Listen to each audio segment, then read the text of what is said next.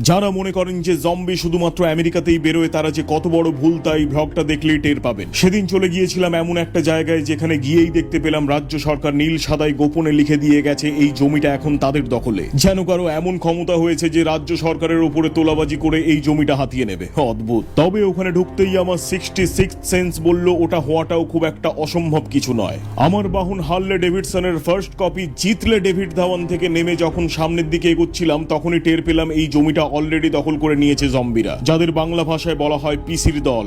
না, পিসি বলতে পি মানে এখানে হলো পাগলা, আর সি মানেটা আপনারা নিজেরাই বুঝে নিন। কোন মুভিতে জম্বিদের দেখে আমার এক্স্যাক্টলি ওটাই মনে হয়।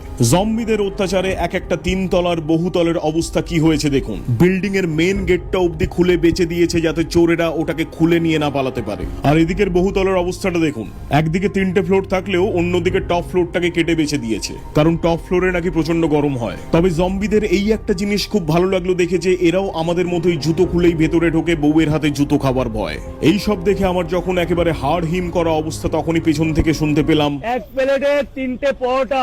সালা এই মালটা এখানেও পৌঁছে গেছে নাকি? বাস থেকে একজন বলল একটা জম্বি নাকি মোবাইলে রিল দেখে ফুড ব্লগিং এর অনলাইন কোর্স করছে। 2017 সালে যখন জম্বিরা শুধুমাত্র আমেরিকাতেই বেরোতো তখন এখানকার একটা 3 তলার বহুতলের ছবি এঁকেছিলাম ওয়াটার কালারে। কিছুদিন আগে আমার এক গোপন সূত্রের ভাই কামসূত্র এই এমএমএসটার লিঙ্ক পাঠায় আমায়, যার ক্যাপশনে লেখা ছিল অহংকার শীঘ্র পতনের মূল। বুঝলাম যে 32 বছর ধরে দাঁড়িয়ে থেকেও শূন্যে যেতে সময় লাগে মাত্র একটা দিন, মানে এই বহুতলটার কথা বললাম আর কি। তারপরে এসে দাঁড়ালাম সেই জায়গায় যেখানে আমার ছোট থেকে বড় হয়ে ওঠা। বড় থেকে ছোট হওয়া যায় না, কারণ ওটা একমাত্র জ্বলন্ত সিগারেটের দ্বারাই সম্ভব। ওখানে গিয়ে দেখলাম আরো শোচনীয় অবস্থা। জম্বিরা গোটা বিল্ডিংটাকেই আন্ডারগ্রাউন্ডে ঢুকিয়ে দিয়েছে, উপরে মাচা বেঁধে আন্ডারগ্রাউন্ড অথরিটিকে ফেস্টে আনবে বলে। জন্ম থেকে কলেজ লাইফ অব্দি কাটানো বাড়িটায় এখন স্মৃতি হিসেবে শুধুই বেঁচে রয়েছে পেছনের দাঁড়িয়ে থাকা ওই মুঘল আমলের হাই টেস্টোস্টেরন লেভেলের কামানটা। বছর 10 আগে ওটারও একটা ছবি এঁকেছিলাম আজকে এই ব্লগটায় দেখাবো বলে। যেই মাঠে ক্রিকেট খেলে একসময় বিরাট ধোনি হওয়ার স্বপ্ন দেখতাম, সেই মাঠটা নিজেরই অবস্থা আজ ক্ষুদ্র গরিবের মতো। স্মৃতি হিসেবে সেখানেও পড়ে রয়েছে কিছু গলাকাটা স্টাম্প, যেগুলো সদা সিঙ্গেল জম্বিরা রাতে অন্য কাজেও ইউজ করে। কিছু জম্বিকে দেখে আপনি বুঝতেই পারবেন না যে ওটা জম্বি না সিকিউরিটি গার্ড। এরকম অবস্থায় পড়লে আপনাকে অ্যাডভাইস করছি যে নর্মালি কনভারসেশন চালিয়ে যাবেন, ইউটিউবের হরর পডকাস্টগুলোর মতো। গেস্টকে কিছুতেই বুঝতে দেবেন না যে আপনি বুঝে গেছেন মালটা কত বড় ঢপবাজ।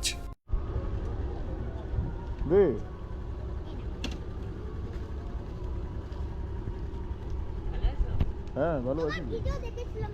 কোথায় দেখেছিস? আরে দাঁড়া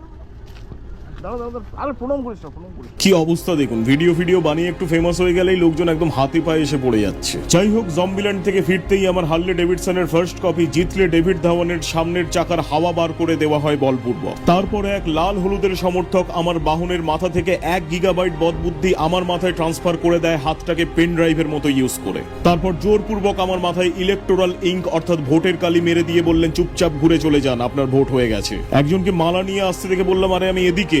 উনি বললেন এটা মুক্তোর মালা, তোর গলায় শোভা পাবে না। এটা শুনে বুঝতেই পারছেন যে আমার মাথা এতটাই গরম হয়ে গিয়েছিল যে মাথা থেকে ধোঁয়াও বেরোতে শুরু করে দেয়। তারপর খেতে বসতেই দেখলাম একটা চামচ প্লেটের ওপরেই বমি করে দিয়ে পালিয়ে গেল। তারপর বমিতে ফেরিক থায়োসায়ানাইটের উপস্থিতি দেখে ওটার ইংরেজি বানানটা মনে পড়ে গেল হঠাৎ। খাওয়া দাওয়া করে একটু স্কটল্যান্ড ইয়ার্ডে ঘুরতে গিয়ে দেখতে পেলাম ওখানেই রয়েছে 132 নম্বর কেন্দ্রীয় বিদ্যালয়ের মেইন বাস স্ট্যান্ড। ব্লগটা ভালো লেগে থাকলে like, comment, share, follow, subscribe করুন ইমিডিয়েটলি। আর না হলে আমাকে চেনেন তো।